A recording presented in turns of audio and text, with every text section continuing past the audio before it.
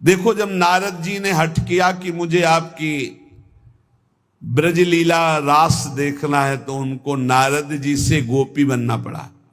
अर्जुन जी को भी गोपी बनना पड़ा। भगवान शंकर जी ने जब चाहा तो इनको भी गोपी बनना पड़ा। ब्रज लीला के रास में अर्जुन को, नारद जी को, भगवान शंकर को गोपी बन करके प्रवेश दिलाया। लेकिन नवनिवृत्त निकुंज में तो सहचरी भाव के बिना प्रवेश। तीन गोपिन ते दुर्लभ माई, नित्य विहार सहज सुखदाई। यहां धाम, परिकर, खगमृग पशु पंछी, सब चिदानंद। यहां दो नहीं, सब एक है। प्रिया, लाल, खग, मृग, पशु पंछी, वृंदावन, सहचरिया, सब का सब एक ही परम तत्व, हित, प्रेम। प्रेम, ये प्रेम का वैभव। इस नित्य परिकर में भाव देह से सम्मिलित हुआ जाता है। भाव देह के बिना रास और विलास, ये परम गुह्य रहस्य है, इसे कोई नहीं जान सकता। ये तर्कों के द्वारा, विद्वता के द्वारा, शास्त्रों के द्वारा प्रमाणित नहीं किया जा सकता, क्योंकि जितने प्रमाण दोगे सब योग माया के अंतर्गत होंगे। योग मायातीत, पहले तो मायातीत, मलिन त्रिगुण माया, सतोगुण, रजोगुण, तमोगुण, फिर इससे भी विशुद्ध जो योग माया है, उसके ऊपर जब जाओ तब नवनिवृत्त निकुंज का रस। न लोक संग्रह है, न जगत के प्राणी हैं, न जगत की भावनाएं हैं, न जगत का भोग है। एक अलौकिक दिव्य धाम नवनिवृत्त निकुंज,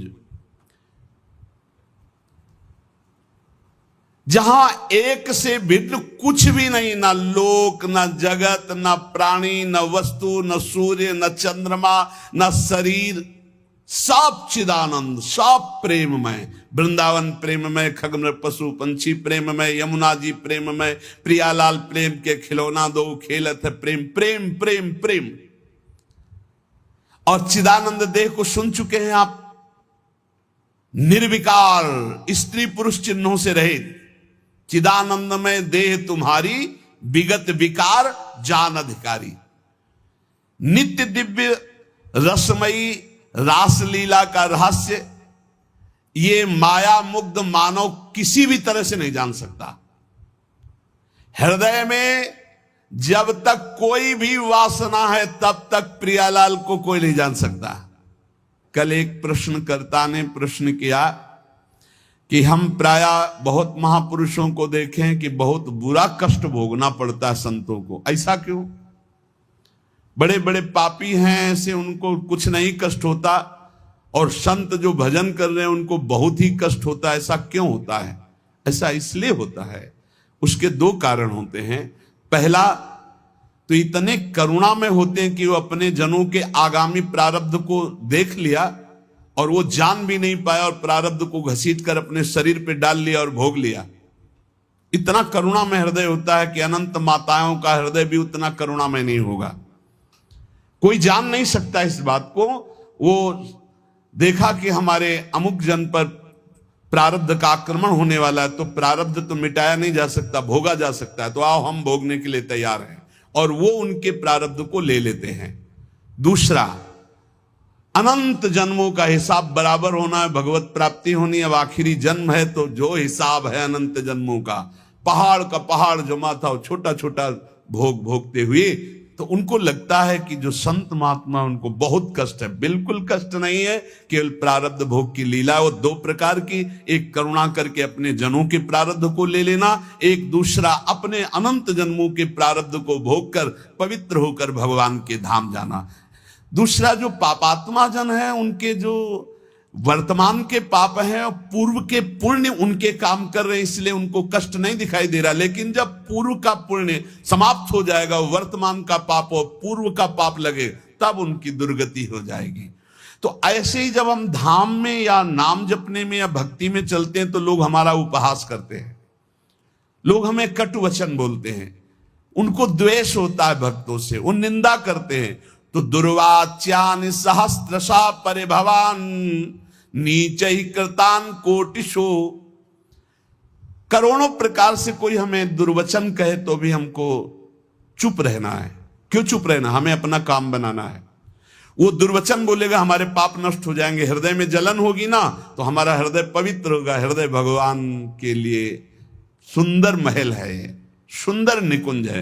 नारायण या गौर श्याम को हृदय निकुंज बसाइए। बहुत कूड़ा करकट जमा कर लिया गलती करके, उसका नाश होगा। दुर्वाच्यान सहस्त्रशा परिभवान नीचई कृतान कोटिशो।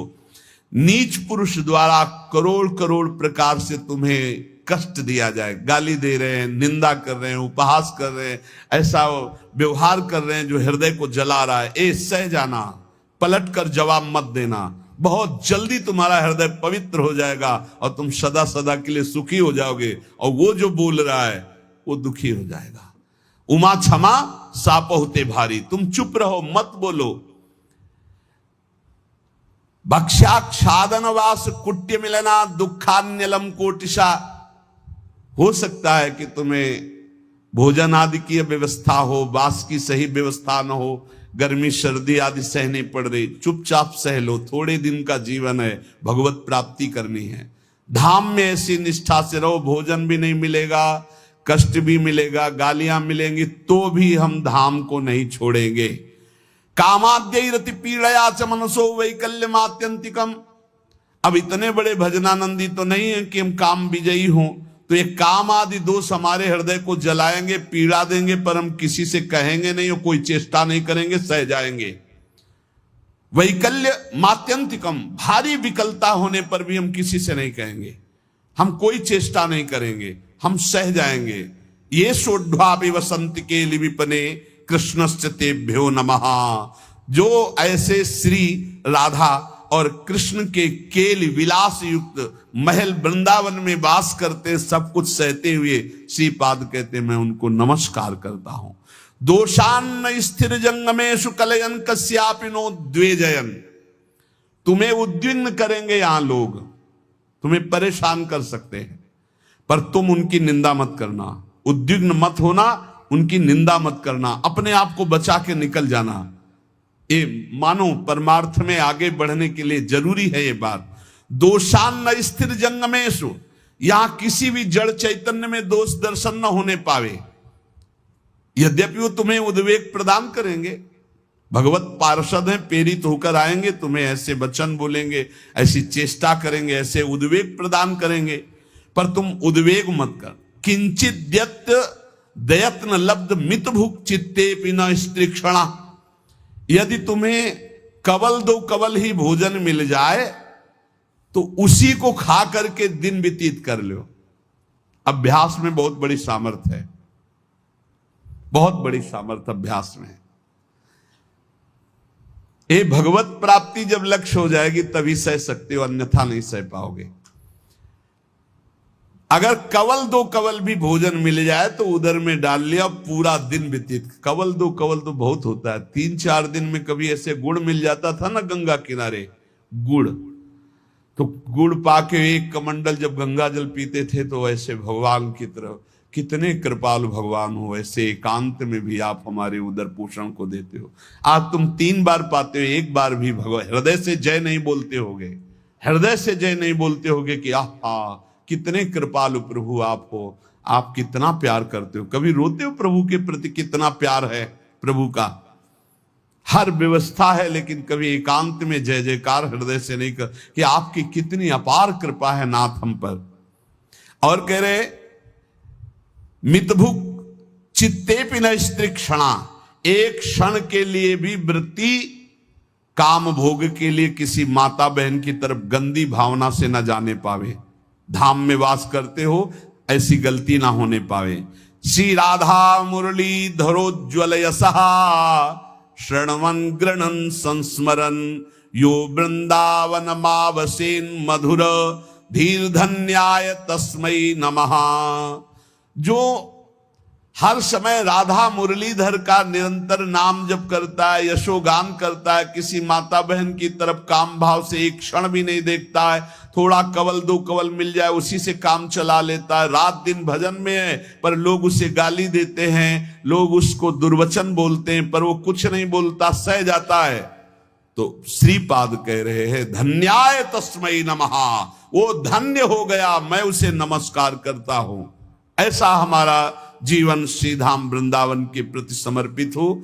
निरंतर नाम जप करें और जो भाव में झांकी आ रहे उसे कल्पना मत मानो। बहुत रोमांचित हो कि प्रभु पधारे, प्रियालाल हमारे ध्यान में आ रहे, और जैसा तुम्हारा गाढ़ ध्यान होता जाए, किसी से कभी कहना मत कि स्वप्न में भगवान आए हैं या हमारे ध्यान में भगवान आए हैं, आज तो हमने ऐसा अनुभव किया, वैसे कुछ मत बोलो। परमार्थ की अनुभूतियां छुपाने से आगे बढ़ती हैं। अगर हम जरा भी बोल दिए तो उसी दिन से बंद हो जाएंगी। इसलिए सावधान रहो, खूब नाम जप करो, अपने भाव की बातें किसी को बताओ मत, और किसी के द्वारा आपके प्रति जो दुर्वचन है, अपमान है, निंदा है, इनको सह जाओ।